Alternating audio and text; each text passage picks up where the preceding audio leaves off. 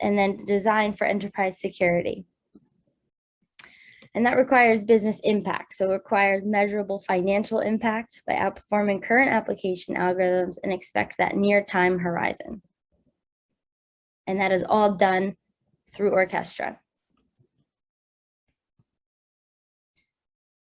So we can, like we said, we work with a lot of different industries, and we're working to solve highly complex problems across industries that is not done through classical computing.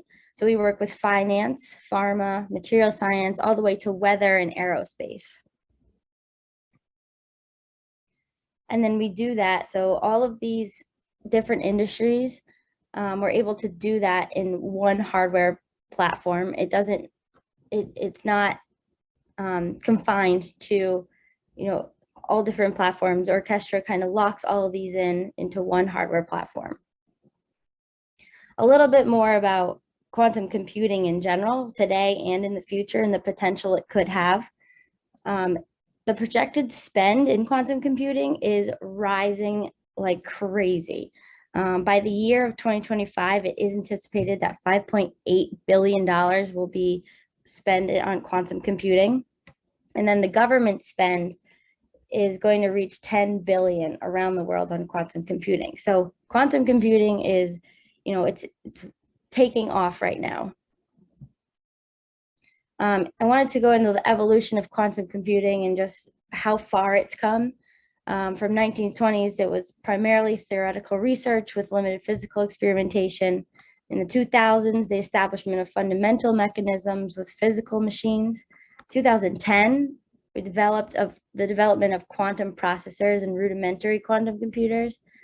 And then 2016 and 2018, there was the development of system level engineering for practical computers. And then now we're in the production use of quantum computing to solve real world problems. And that's where Zapata comes in. So again, our software is, what we're working towards for quantum computing, and that's Orchestra. So we have a couple of the things that we do through Orchestra is it unifies the quantum stack, and it includes Zapata proprietary tools, and integrates major quantum and classical backends, and empowers quantum software developers, and it avoids vendor lock-in. It orchestrates across hardware, software, and data, and supports model creation through that deployment. And then it uses classical and quantum algorithm step and compute modalities, and prepares for upcoming quantum hardware with forward compatible tooling. So the careers in quantum, we see a lot of people, especially IBM and the big companies, creating departments in quantum research. Now at Zapata, we have all sorts of different careers in research, platform. We're hiring a ton of engineers right now, but if you are into quantum computing, we have a very broad array of positions that are open. So just to give you an example of some of the positions we have open, we have about 18 positions open right now as we grow. We have quantum platform engineers. So these people will be working directly on Orchestra to build the Zapata's workflow. We also have a quantum platform manager that will be in the weeds with the platform engineers working on this, but also managing them on the top level. We have a quantum ops engineer, so that builds Zapata's solution deployment and optimization tool set through quantum ops. And then quantum application scientists, which interact with our clients to understand their use cases and works along with other scientists and engineers at Zapata to develop and apply optimization algorithms to tackle customer computational challenges. In addition to the application scientists, we have a senior quantum scientist. So this leads research projects, innovations in the area of quantum machine learning, working under Peter's team. These people spend majority of their day just researching, and then communicating back to the engineers and the platform engineers on what the best route will be. We also have a quantum research scientist. So again, we're working on the research team to improving and integrating various quantum algorithms on quantum hardware with the goal of using quantum computers to solve those real world problems. So again, taking their knowledge and translating it to Orchestra, the platform. We have a really awesome internship program. So like I said, we do postdocs through various universities. Our top university we work with is University of Toronto. We take interns from all around the world, different schools. We take about 6 interns each session from different, we have University of Calgary, University of Austin, Texas, U of T, and all around the world. We have people working in Japan. We have people working in the Dominican Republic, India, France. We have people all around the world working on this one mission of ours. And we love our interns. We have quantum research interns that help out with the research end. And then, everyone loves a pretty platform. So we have principal designers to work on Orchestra, and then our software UX designer who is responsible for the UI and UX of Orchestra. How do you contact us? Like I mentioned, we have a ton of positions out. We are growing our team significantly, and you can reach us at our website for an updated list of open positions. We have a Twitter, Facebook, LinkedIn, all that stuff. You can find us at Zapata Computing. And then personally, my LinkedIn is just Claudia Taylor, and my email address is claudiataylor@Zapata Computing. So that's all I got. Do I have any questions? Thanks, Claudia. That was great. Yeah, there are a couple of questions that have come in on the Q&A. So the first one, I guess, is a technical question. So someone's asking, have Zapata benchmarked their quantum solutions with classical supercomputers?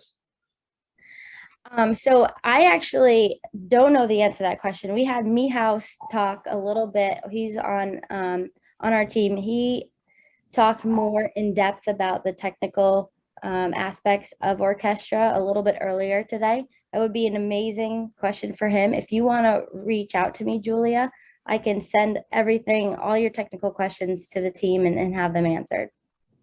That's great. Thanks. A few more coming in now. So how do Zapata distinguish yourselves from other quantum software companies?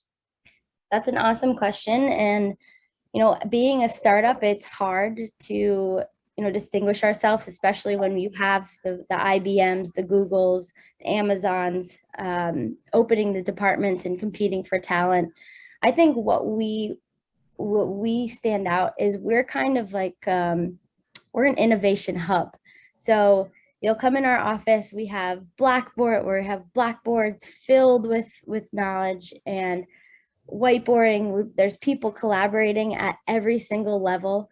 We're kind of like that research lab in Harvard. We have that culture where, we're just figuring out everything ourselves, and we have some of the leading experts in the industry, where if you come in here, you're automatically going to learn something. You're going to, be immersed in something that you may not even know, but it's a learning experience. And I think with the bigger companies and the companies that are more distinct right now, it's not like that. You go in, they know what you need to do, but there's a really collaborative culture here, and it's very similar to, being in school still. It's a great answer. So we've got a couple more. So yeah, a question on the hardware. So which hardware companies is Zapata collaborating with at present? The current hardware companies, actually, that would be a good question for Mihao as well. He's deep in that, in the actual business partnerships. So again, if you want to send me those questions, I am more than happy to answer them. Yeah. Here's another interesting question. Are Zapata looking to be acquired by a mega company like Google in the future? I don't know whether you can answer this one.